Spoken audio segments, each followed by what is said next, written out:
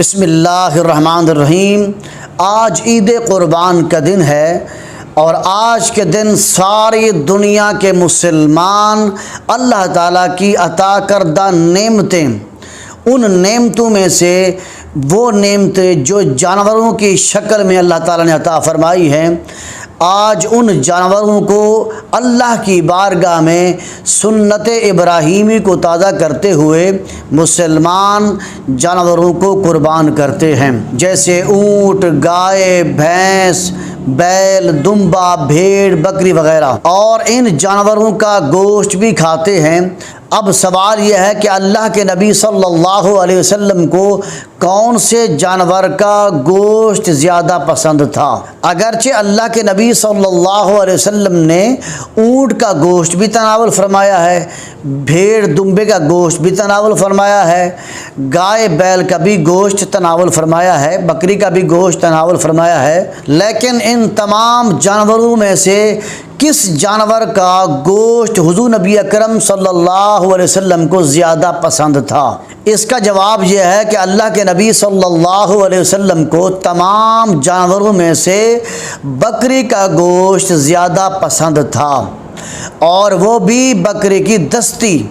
بکری کی دستی اسے کہتے ہیں جو بکری کے اگلے پاؤں جو ہوتے ہیں، ان کی جو رانے ہوتے ہیں، ان رانوں والا گوشت اللہ کے نبی صلی اللہ علیہ وسلم کو زیادہ پسند تھا، کیونکہ جتنے حلال جانور ہیں ان کے اگلے پاؤں میں زیادہ طاقت ہوتی ہے، اگلے حصے میں زیادہ طاقت ہوتی ہے، اسی لیے اللہ کے نبی صلی اللہ علیہ وسلم کو بکری کا اگلا حصہ، اگلی دستی جو ہوتی تھی،